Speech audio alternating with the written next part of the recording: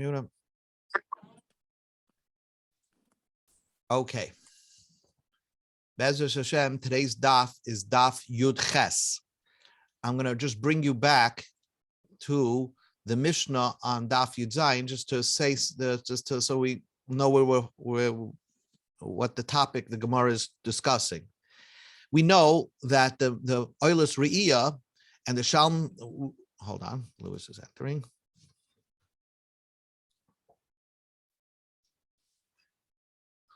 Hi, Lewis. We just began. Okay, we're starting from Daf Yud Zayin Amud Beis, 6 lines from the bottom. We're just discussing the Mishnah, so we know what we're talking about. The Gemara, the Mishnah said, throughout this Masechta that your karbanos that you were supposed to bring on Yom Tov, preferably you should bring it on the first day of Yom Tov.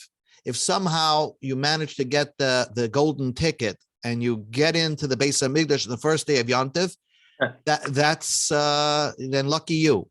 But chances are that you didn't bring it, you didn't get a chance to go the first day of Yom Tov to bring your karbon, oila, re'iyah, and shalmei chagigah. So you brand during Chalamoid, during the rest of Yom Tov. That works for Pesach and Sukkot, where we know Chalamoid is part of Yom Tov. The question is Shavuos. Shavuos is just a one-day Yom Tov. So what happens? Well, what happens if Shavuos? How would you, if you didn't make it on the first day of Yom Tov, Shavuos is over.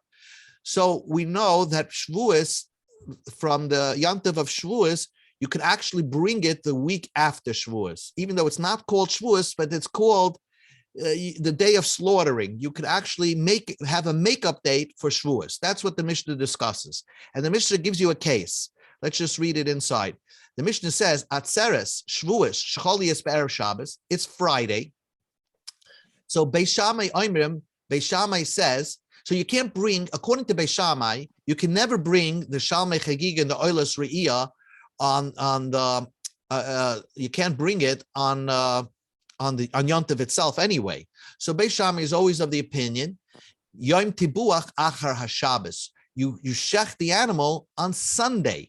Because let's say Shavuos is on Friday, so you're not going to bring it on Friday. You're not going to bring your carbon on Shabbos, right? Because that's Chal Shabbos, so you'd bring it on Sunday. Beis Hillel says no, you could bring it even on Shavuos, the first day. Ein Yom Tibuach Achar Shabbos. You don't have to shecht it on Sunday. Beis Hillel is of the opinion, which we paskin, that you could bring the oila re'iyah and shalmei chagigah even on the first day of Yom Tov. That's the Beis Hillel's opinion. Umaydim, Beis Hillel will agree to Beis Shammai that, listen, Shem Chol Eliyas b'Shabbos. If Shavuos comes out on Shabbos, then you don't bring the Oilus Re'iyah and Shalmei Chagigah on Shabbos. So Sheyom Tibuach Achar Shabbos. So you shecht the Shalmei Chagigah and Oilus Re'iyah on Sunday. It's not Shavuos, obviously. Shavuos is a one-day Yom Tov, but Shavuos came out on Shabbos, and you could not bring it on Shabbos. The Mishnah says bring it on Sunday. And technically, we know, the Gemara said, that you can bring it, you can bring actually the carbon, not just the first day after Shavuos, but you can also bring the carbon for the next 6 days after Shavuos. And then Shavuos, we don't say Tachnan for a week after Shavuos. Bernard, I have a quick question on this. It bothered me. I can understand Beit Shammai's reasoning because it's Yom Tov and you shouldn't shech, and I understand that.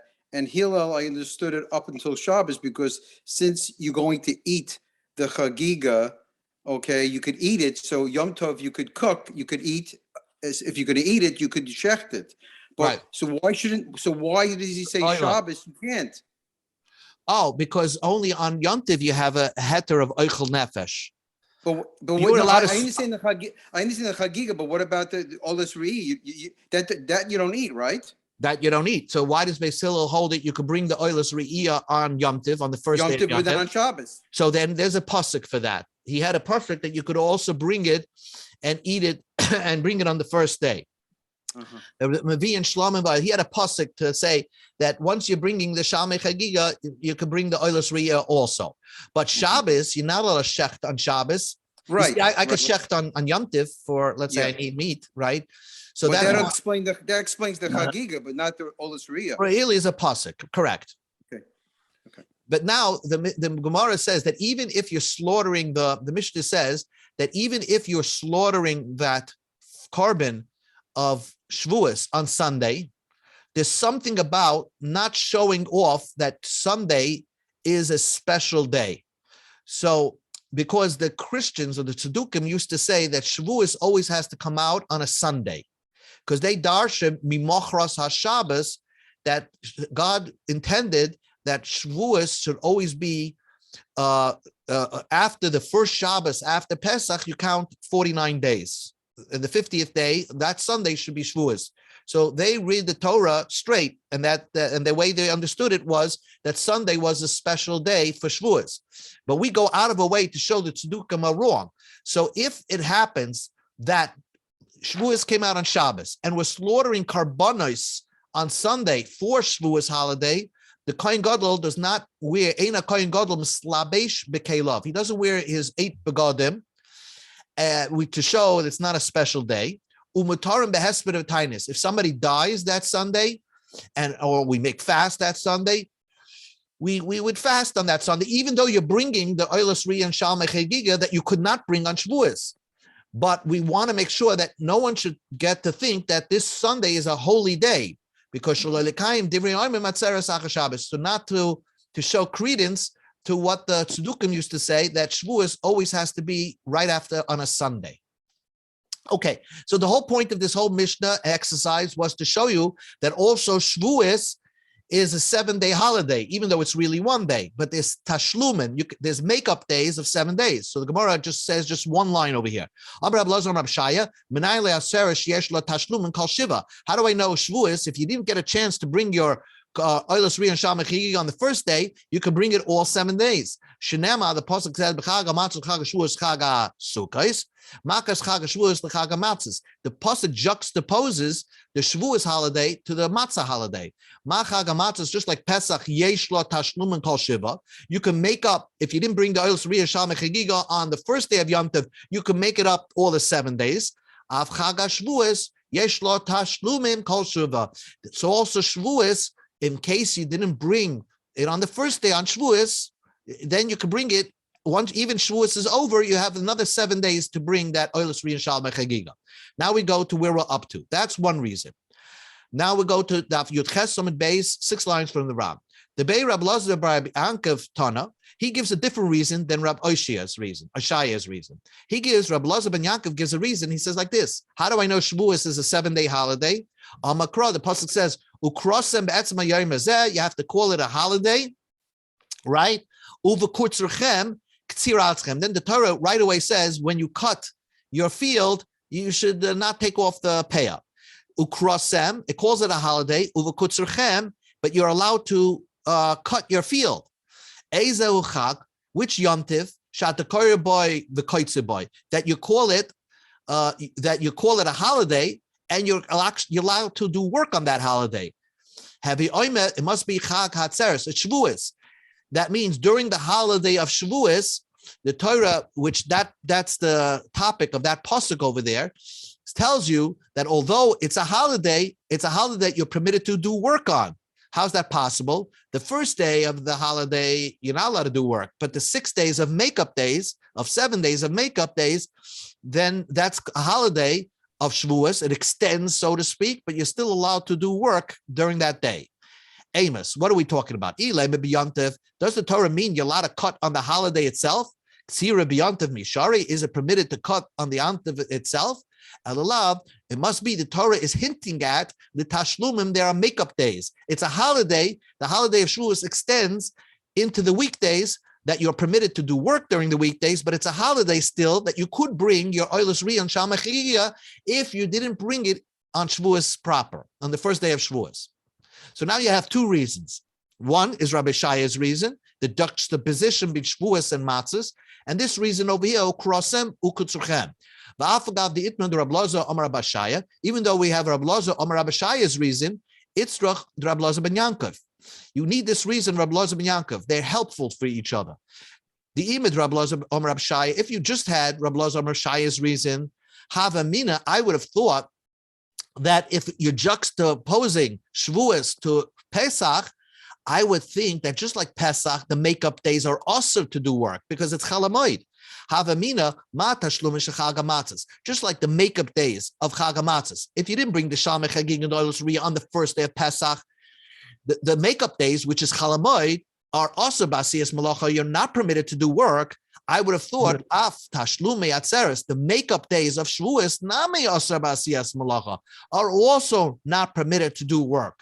Kamash malam. That's why you have the thing of the Rab Elazar ben Yankov that teach you that no, that it's a makeup day of Shavuos, but you are permitted to do work on those days, unlike the makeup days of the Pesach holiday. If you just had the reason of Rab Elazar ben Yankov, you wouldn't know exactly how many makeup days you had. It just says there are makeup days. Loi, we go to top of Yud Ches Samar Aleph. Loi Yadina Kama. I would have not know exactly how many makeup days you have. I know you have makeup days for Shavuos, but it doesn't give you a number. Kamash Malon, Rab Elazar ben Shaya. That's why you need the teaching of Rab Elazar ben Shaya that juxtaposes matzahs to Pesach, that just like on Chag HaMatzos you have a 7-day makeup day, so also on Shavuos you also have a 7-day makeup day. So now you have two reasons.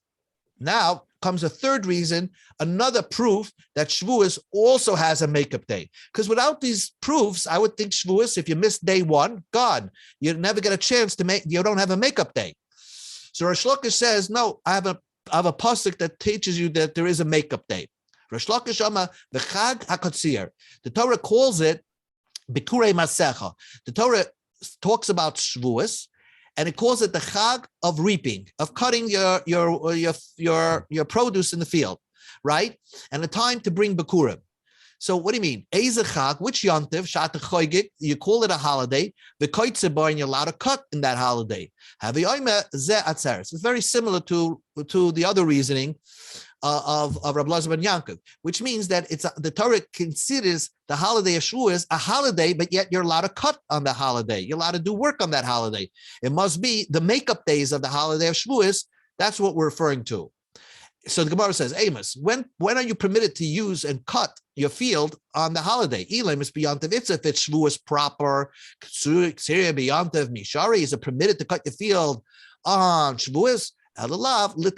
Those makeup days of Shavuos are really like an extension of the holiday, but you're allowed to do work on those days. And the Torah calls it a holiday. Rabbi Yochanan wants to disprove Rish Lakish's proof. Let me ask you a question. The Torah calls Sukkot Chag HaAsif, the day that you're gathering your field. You're gathering all the bundles of piles in your field. Ezu Chag sheyesh b'yasifa. Which yontiv do you gather the crop? It must be Zechag HaSukkos. The Torah, when it calls Sukkos, the Torah gives it another name, the yontiv that you're gathering your produce in the field. Now, why does the Torah permit you to gather produce in the field? Amos, would you say, when is the Torah saying that it's permitted? Is the Torah telling you that the yontiv is the day of the Sukkos, you're allowed to do Asif, you're allowed to gather things in your field? Belacha b'yantiv mishara, is it permitted to do work on yantiv? Ella b'chal hamoed, shchal hashemoed. Elamai, that you must be that the Torah, when it calls it Chag HaAsif, it's talking about Chol Hamoed. But that doesn't answer the problem. Chol Hamoed, Shel Moed, Mishari, is it permitted to do Asif, gathering wheat, gathering the piles that are in your field on Chol Hamoed? So why does the Torah call it at all Chag HaAsif? Ella, what the Torah means, Chag, it's a yontiv, Habab is manasifa. It comes at the time when you normally gathering things in your field. But it doesn't permit you to gather. It's just telling you this time period when the sukkah falls out. Hachaname, you can say the same thing over here. It's not that the Torah is giving you permission to cut during Shavuos. It's really referring to the first day of Shavuos, but it's telling you, Chag, it's a yomtiv, Habab is man kasira. It comes at the time when you start beginning to cut your field. So you, Rish Lakish, doesn't have a proof that Shavuos extends for 7 days. Okay, so that's Rabbi Yochanan disagreed with Rish Lakish's proof. But one thing Rish Lakish touched upon is that and one thing we saw in all these opinions is Michlal, the Tervayu, everybody, Rish Lakish, Rabbi Yochanan, and everybody holds Svir Lahu, The Chayla Shel Moed Asur B'asiyas Malacha. That Chol Moed, you're not permitted to do work, right? So that is part of what we're discussing. So now the Gemara starts a new thing, and it's very interesting how the Talmud is. We learned the whole Masechta Moed Katan, and we took it for granted that you're not allowed to do work on Chol Moed. That we know, but we don't know what's the source. Is it a biblical prohibition or rabbinic? So from this Gemara that we're going to learn, it seems that it is biblical. It's from the Torah. The Torah says not to work on Chol Moed. Where is the source that you're not allowed to work on Chol Moed? The Tanu Rabbanim, the rabbis taught, the Pasuk says, "Es Chag HaMatzos Tishmor Shivas Yomim." You're not allowed to work. The Chag HaMatzos should be Tishmor. Tishmor means you should be careful not to do any work for 7 days. Limed, this teaches you, Achol Shemoid also by Asiyas Malacha, and Chol Moed you're not allowed to do Malacha. Divrei Rabbi Oshia. So says Rabbi Oshia. Again, you have a whole Moed Katan will never brought you a source. You're not allowed to do a work on Chol Moed, and here you have to learn Masechta Chagigah to know what the source was that you can't work on Chol Moed, and it's a pasuk in the Chumash that seems to imply that Shivas Yamin you have to be careful not to do work. That's Rabbi Oshia's source. Rabbi Yonason has another source. Rabbi Yonason, I don't need your source. I have another point. Kal v'chomer. I would make a kal v'chomer. You can figure out logically. Ma Rishon Ushvi, the first day of, let's say, Pesach, and the last day of Pesach, she'ein kedusha l'fneim v'lachreim. There's no holiness the day before it and the day after it. In other words, before the first day of Pesach, there's no carbon musaf. Let's say Erev Pesach, there's no carbon musaf, and the day after, the last day of Pesach, the day after Pesach, there is no carbon musaf. There's no holiness in those days before it. But nevertheless, those days specifically, the first day of Pesach and the seventh day of Pesach, the Torah says Mikra Kodesh, and you're not loisasa malacha, asa b'asiyas malacha. You're not allowed to do malacha. So Chol Moed, which is sandwiched in between those two holy days, sheyesh kedusha l'fneim lachreim. There's holiness before Chol Moed, and there's a holy day after Chol Moed. It's like this. It's like the stuff in between the sandwich. Certainly, certainly it should be not permitted to do malacha on Chol Moed because it's sandwiched into between two special days. So the Gemara says your kal v'chomer can be disproven. Why? Because sheishes yom and bereishis yachichu. Every Shabbos, 6 days of creation will prove you wrong. That the word Shabbos, sheyesh kedusha lifneihem ulachreihem umutarim basiyim smalacha. Every 6th day of creation as a holy Shabbos beforehand and a Shabbos after it, and yet you're permitted to do malacha during the 6 days of Sunday, Monday, Tuesday, Wednesday. You don't say, oh, it's in between two Shabbosim, so every day you shouldn't do work. Maybe some people learn that way, that you're not allowed to go to work Sunday, Monday, Tuesday, Wednesday, because it's in between two Shabboses, and so it's like a Chol Moed. So you're not allowed to do work, but that's not true. So the Gemara says, no, you can't prove that from Sheishes Yimei Bereishis, because Sheishes Yimei Bereishis has no Sunday. There is no carbon musaf. It's not indicated. There's no hint in the Torah that it's a special day because there is no carbon musaf.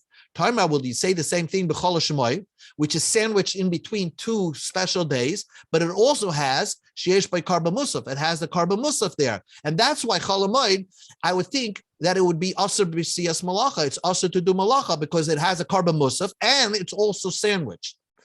So the Gemara still tries to disprove the Chal v'chayba. Rosh Chodesh Yechia. I'll prove you this wrong from Rosh Chodesh. Sheyesh ba carbon musaf. It also has a carbon musaf.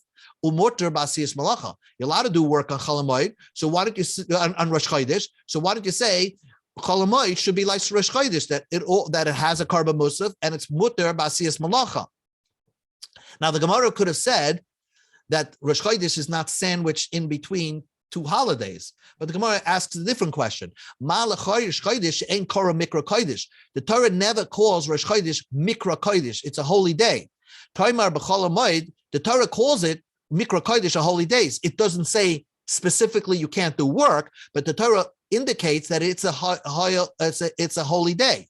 So Hoyel, since the Korah Mikra Kodesh, since Chol Moed is called a holy day, then we say logically, it's also Basiyas Malacha. So again, the source that Rabbi Yonason says, it really doesn't say in the Torah you can't do Malacha on Chol HaMoed, but since it's sandwiched in between the first day of Pesach and the seventh day of Pesach, and it's also called a holy day, and it has a Karban Musaf, it must be the Torah must hold that a Chol HaMoed you're also not permitted to do Malacha.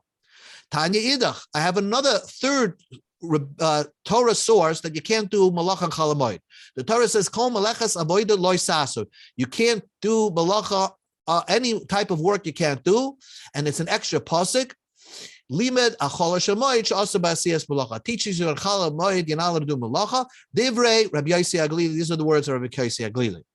A fourth source, Rabbi Kiva Oimer Ein Tzarach. I don't even need that pasuk. Harehu Oimer. There's a fourth source. Eila Me'ali Hashem. The Torah says these are holidays. B'mea Kosim Medaber. What does the Torah teach you that these are holidays? In Bereshit, if the Torah is telling you it's a holiday and you're not allowed to do work, the Torah already wrote you the first day of Pesach. Harei Kosav Nema Shabbasoin. The Torah says abstain from work. Shabbasoin. In Bishvi, if the Torah is telling you these are holidays to tell you that the seventh day you can't work. Harei Kvar Nema, but on the seventh day of Pesach it also says Shabbasoin. You can't do work. It says rest. So why does the Torah say Elamayade? These are holidays. Ha'ena Kosav Medaber. The Torah is only speaking Ela B'chul Shemoid, only on Chol HaMoed. To teach you also by Messias Malacha that it's you're not permitted to do Malacha. Now, so that's the fourth source. Tanya Idach. I'm going to give you another source. The Torah says Sheisus Yomim Toichal Matzos. 6 days you eat matzos. Uvayom Hashvi'i, and the seventh day Atzeres Lashem. It's a day of abstaining. Atzeres means a separate day. So the Torah again just opposes the 6 days of Pesach with the seventh day.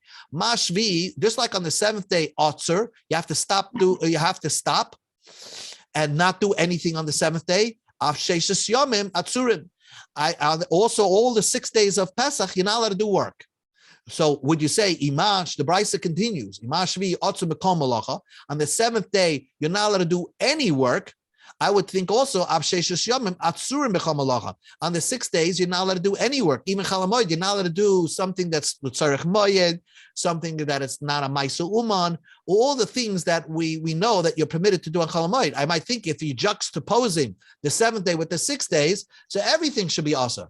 The seventh day is also b'malacha.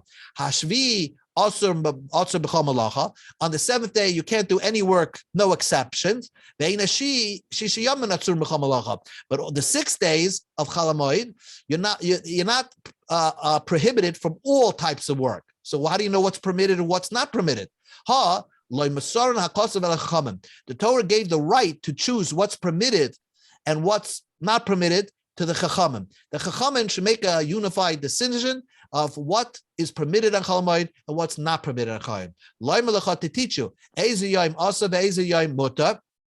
which day is asur to do malacha, which day is mutter to do malacha. The yontiv itself you can't, and Chol HaMoed is permitted, but not everything. Malacha asura, which malacha is not permitted, malacha mutaris, and which malacha is permitted. So going through this whole exercise over here, the Gemara just went through an exercise through this page to really bring you biblical sources that the malacha on Chol HaMoed is really an issa d'oraisa. And but the Tosfos is this is beyond the scope of this of our learning. But you should know that the Rishonim learn that this Gemara is only a smachta Gemara. It's not really a d'oraisa, but since Chol HaMoed was not taken, it's only d'Rabbanan, but since Chol HaMoed was not taken so seriously, the Chachamim felt to find, ramazim, hints in the Torah that you're not allowed to do malach on Chol HaMoed. Because if it was d'oraisa, it wouldn't make sense that the Torah says, oh, if you're going to lose money, you're permitted to go work on Chol HaMoed. That's not like a d'oraisa thing. So therefore, most Rishonim will learn that the Isser to do malach on Chol HaMoed is only d'Rabbanan. Except the Rashi here clearly says it's d'oraisa. So Rashi seems to imply that it's really, really, really d'oraisa. But most Mefarshim learn differently.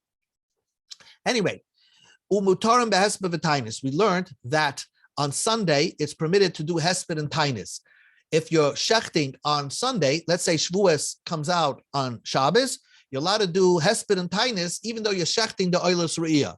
Shlokayim divrei oimrim, to not to give credence to those sedukim who said atzeres achar Shabbos. That atzeres comes out on Sunday.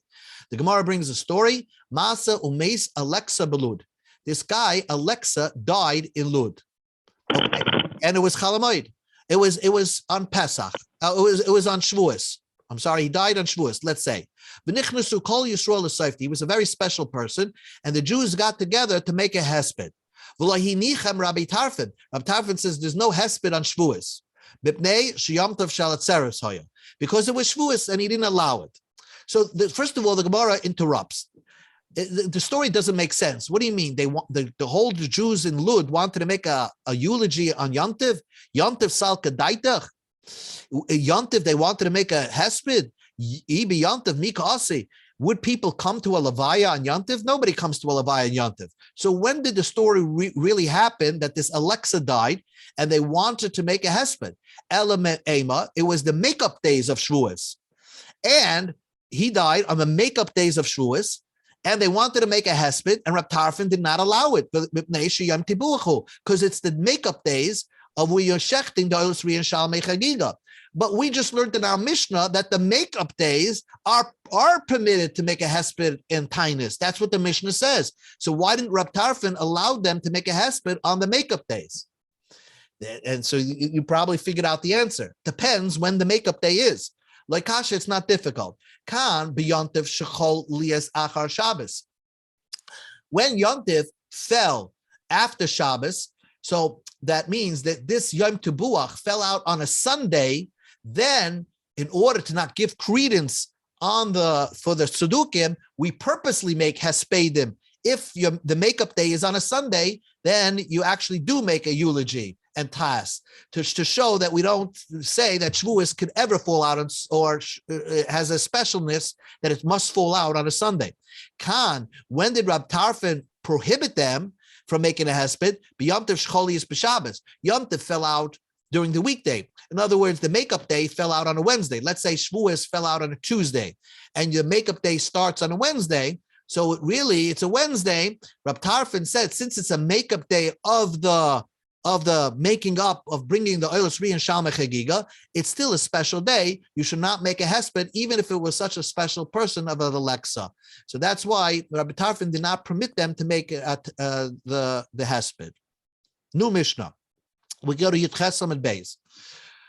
So the Mishnah is discussing over here. We know that when you eat bread, you have to wash your hands. Netilas yadayim. And really, the Chachamim said, now, why should that make sense? Why should we know if you touch a sheretz, your body becomes tamei? Your hands become tamei. That's if you're tamei, your whole body should become tamei. So obviously, the hands becoming tamei is only a tamei d'Rabbanan. And the rabbis made that your hands, if it touches let's say it touches a rishon l'tuma. Normally, if you touch a rishon l'tuma, a human can't become tamei. For example, let's say you have an apple that's tamei. A human touching that apple doesn't become tamei, but his hands become tamei. Chachamim made that your hands become tamei in the sense that if you want to eat truma, you would have to. If you want to eat truma, then you would have to wash your hands. Not only that. Stam yadayim. If you don't know if you touched anything, like we don't know if I touch something that's tamei, you always have to wash your hands. But, so let's read the Mishnah. Noitlin liyadayim. You always have to wash your hands lachulin. If you're eating chulin, something that's not kodesh. But remember, it's only if you're eating bread, right? If we're eating bread, that's when you wash for hamotzi. But if you're touching bread, this is an important point. You go to a bakery and you start touching the bread there, you don't have to wash your hands. But ula meiser, and same thing with meiser. Meiser sheni food. Let's say you have meiser sheni bread. If you want to eat the meiser sheni bread, then you have to wash your hands. But if you're touching it, you don't have to.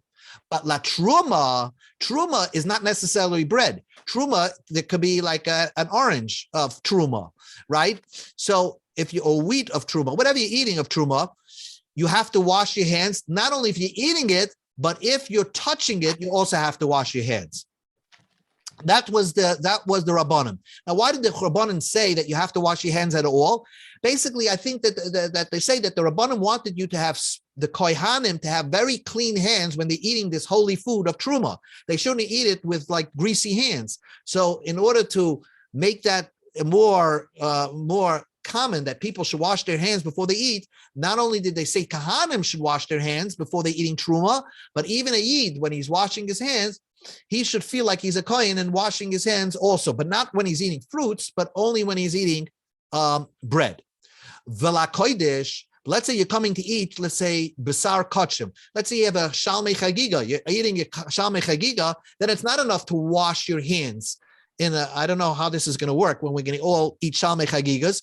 Matbilin, you have to go to the mikvah and you stick your hands in the mikvah. You don't have to put your entire body in the mikvah, but when you're coming to eat Kodesh, you have to dip your hands in the mikvah. V'lachatas, and even if you don't know, Stam Yadayim, you don't know if you touched something tameh, you dip your hands in the mikvah. But if you're coming to work with the meichatas, with the paraduma ashes, with the water, if you're going to touch that water, let's say you're involved sprinkling it on somebody, you're dealing with that meichatas, the paraduma waters. So in nitmu yadav, if you know for a fact that your hands touched a food that's tameh, so your hands became tameh. So then the strictness of paraduma waters is that you have to go to the mikvah. Nitbagufo, you can't dip your hands in the mikvah. You can't certainly wash your hands in the sink. You have to actually go to the mikvah. So the most strictest is chatas. The next part of the Mishnah says the same idea, that when you go to the mikvah, let's say you became tameh, all right? And now you're going to mikvah, you're trying to purify yourself. How did you become tameh? Not because you touched a sheni or whatever. You actually touched a dead sheretz. So now the Mishnah goes into what happens. You go to the mikveh, Taval, you went to the mikveh lechulin, thinking you're going to eat chulin food. So, and huchzak lechulin, and you thought about chulin as long as you went into the mikveh.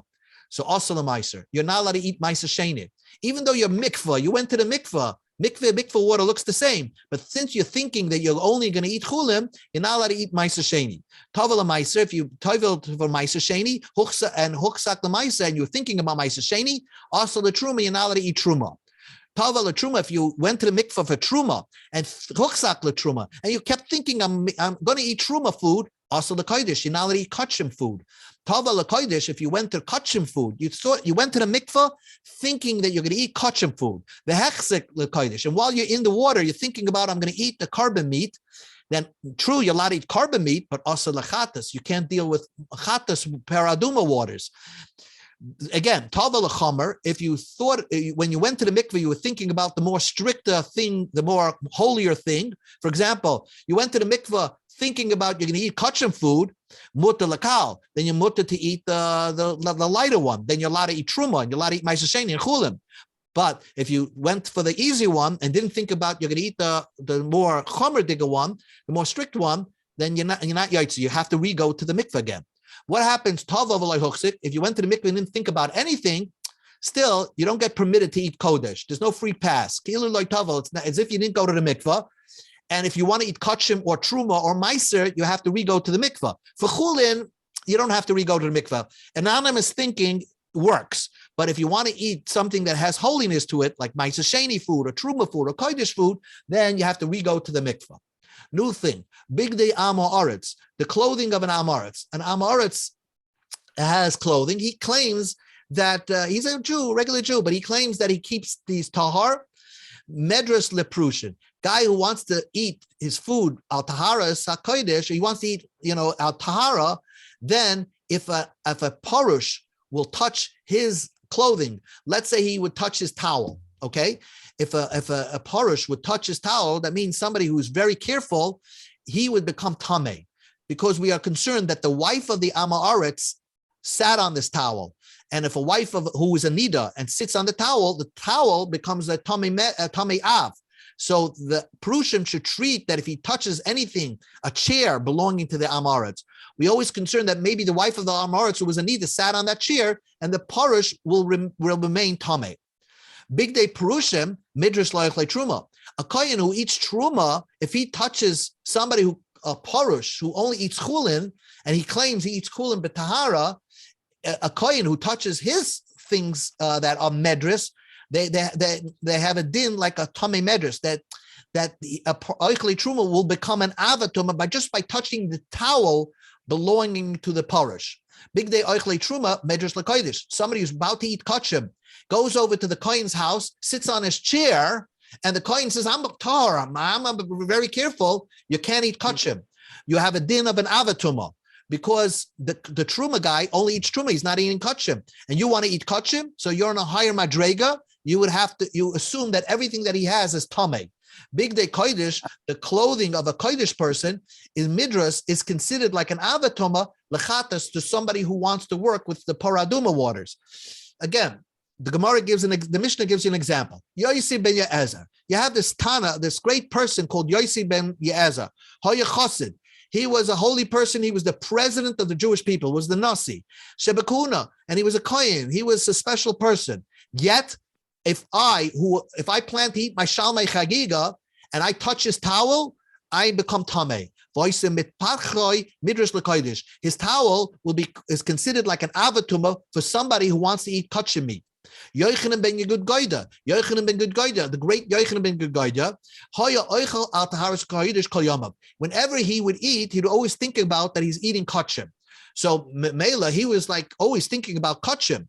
So, but if somebody wanted to do mechatas and touched his towel, he would become tamei. If you touch the towel belonging to Yochanan ben Goida, you would become tamei. So the Gemara says, we just discussed in our Mishnah, and this is the one piece of the Gemara that we'll do, and then we'll stop. You just told me in the Mishnah that you have to wash netilas yadayim if you're going to eat chulin, right? If you can eat chulin food, umaisa miboy netilas yadayim, the Gemara asks, does it require netilas yadayim? The Mishnah starts off, noitlin yadayim, you wash your hands. Uriminu, I'll ask you a contradiction. The Brisa says, Hatruma ba'bikurim, truma and bikurim, which are kahanim belonging to the kahanim, chayovim aleim. If you eat them, if a Yisrael eats them, he's not a Kohen, he's chayev misa. He deserves misa b'dei shemayim. The choimish, if he accidentally eats it, he has to pay back the truma that he took, and he has to pay 20% more. Vasal azarim, this seems redundant. A non-Kohen is not allowed to eat these things. But the possessions of a Kohen, so he could be mekadesh and isha with it.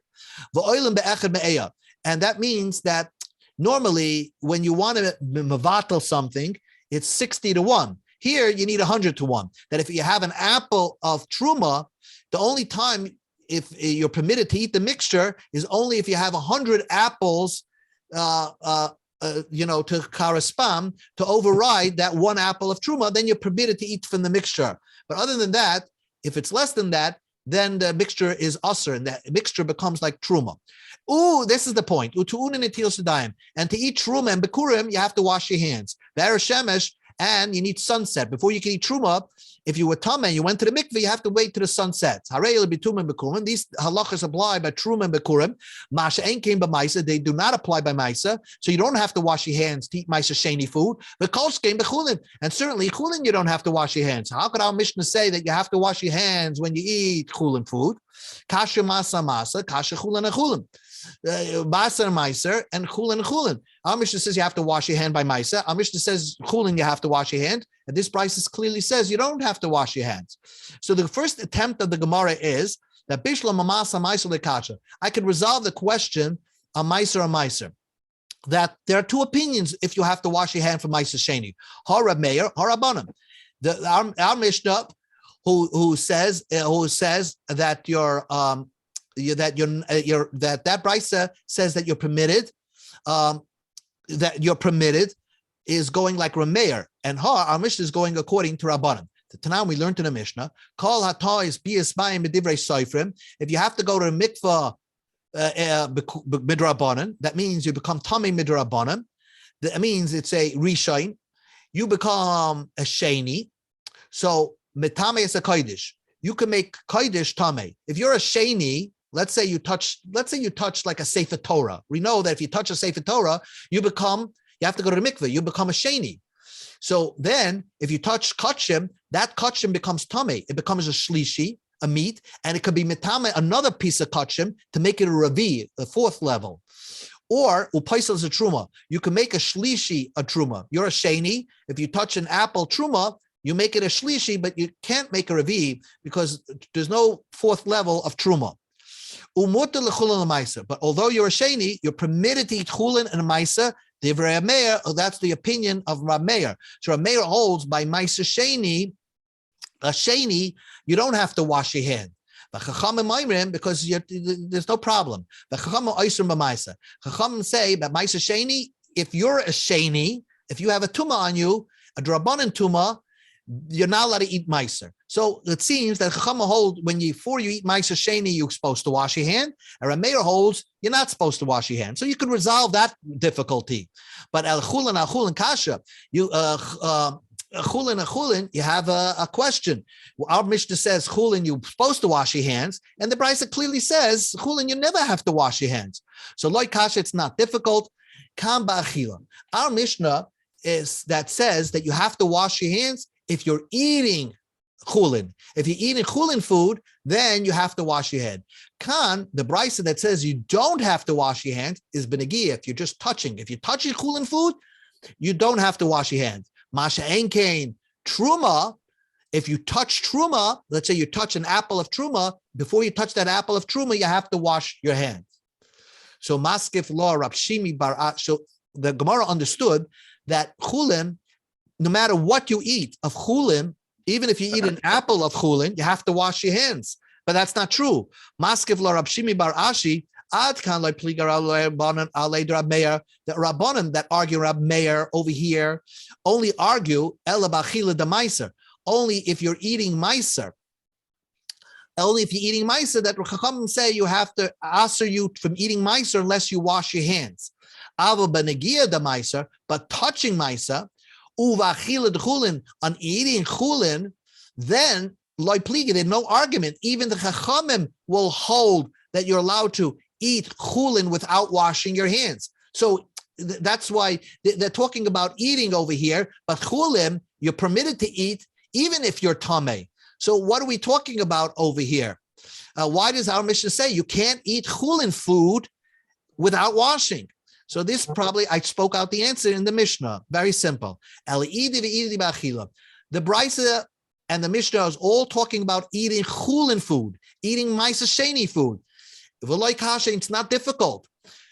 Our Mishnah that prohibits you, that you have to wash your hands, is eating bachila de nahama. If you're eating bread, you have to wash your hands.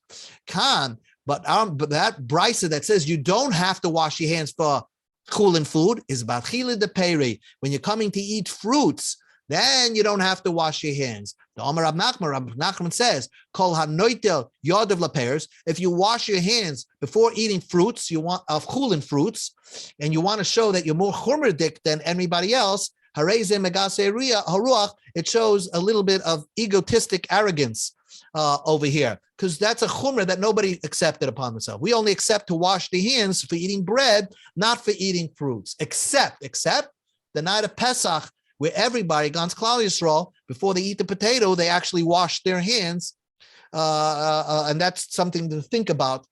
If that since we don't do it all year, why should we do it on the night of Pesach? But that's for a different topic. But that resolves the contradiction between the Brisa and the Mishnah, and that's it. Whether you wash your hands or you don't wash your hands for chulin.